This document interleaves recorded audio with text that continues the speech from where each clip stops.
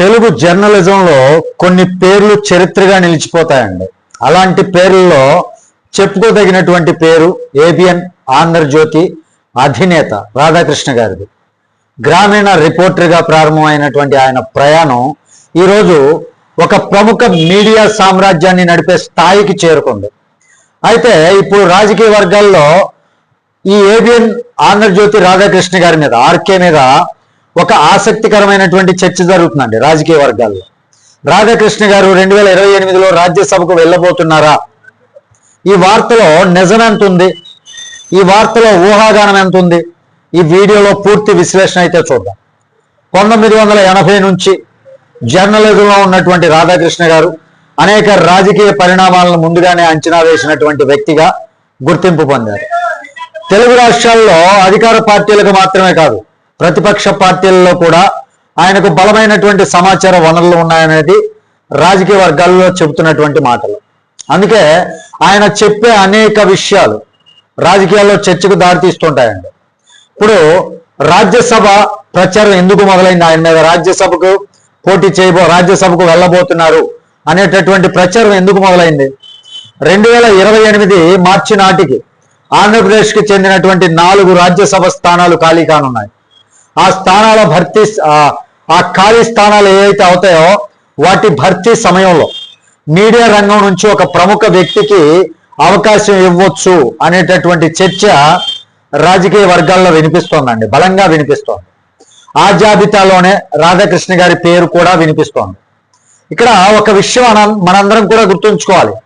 భారత రాజకీయాల్లో మీడియా రంగానికి చెందినటువంటి వ్యక్తులు రాజ్యసభకు వెళ్ళడం కొత్త విషయమేం కాదు. గతంలో అనేక మంది పత్రికాధినేతలు ఎవరైతే ఉన్నారో వాళ్ళందరూ కూడా వెళ్ళారు, సంపాదకులు కూడా వెళ్ళారు, మీడియా ప్రముఖులు కూడా వెళ్ళారు, రాజ్యసభ సభ్యులుగా పనిచేశారు. అందువల్ల రాధాకృష్ణ గారి పేరు వినిపించడం ఆశ్చర్యమైనటువంటి విషయం అయితే కాదు. కానీ ఇక్కడే ఒక పెద్ద ప్రశ్న వస్తుందండి అందరిలో కూడా.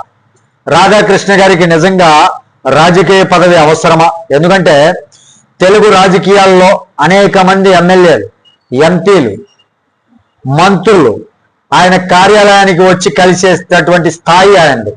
కొంతమంది రాజకీయ నాయకుల ఎదుగుదల వెనక ఆయన సలహాలు కూడా ఉన్నాయి అనేటటువంటి చర్చ రాజకీయ వర్గాల్లో వినిపిస్తూ ఉంటుంది.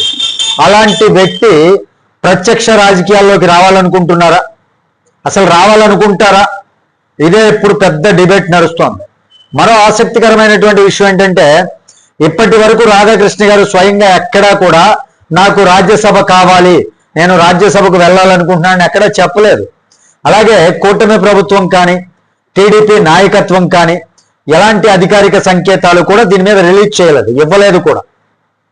అంటే ప్రస్తుతం జరుగుతున్నది మొత్తం అంతా కూడా ఒక రాజకీయ చర్చ మాత్రమే, అధికారిక సమాచారం కాదు.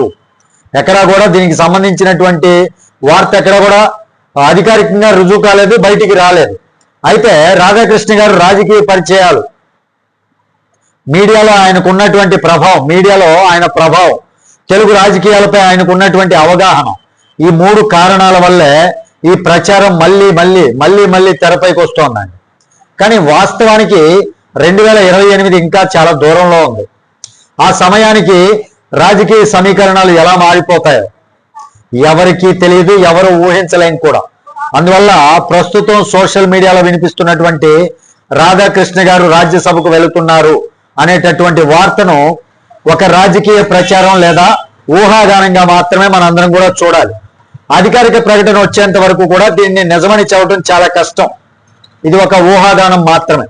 ఏబిఎన్ రాధాకృష్ణ గారు రాజ్యసభకు వెళ్తే తెలుగు రాష్ట్రాల రాజకీయాలపై ప్రభావం ఉంటుందా? మీ అభిప్రాయం ఏంటి అనేది కామెంట్ రూపంలో తెలియజేయండి. వీడియో నచ్చితే లైక్ చేయండి, ఛానల్కి సబ్స్క్రైబ్ చేసుకున్నాను కొంచెం సపోర్ట్ చేయండి. తిరిగి మరొక ఆసక్తికరమైనటువంటి విశ్లేషణతో మీ ముందుకు వస్తాను. అప్పటి వరకు సెలవు. జై హింద్.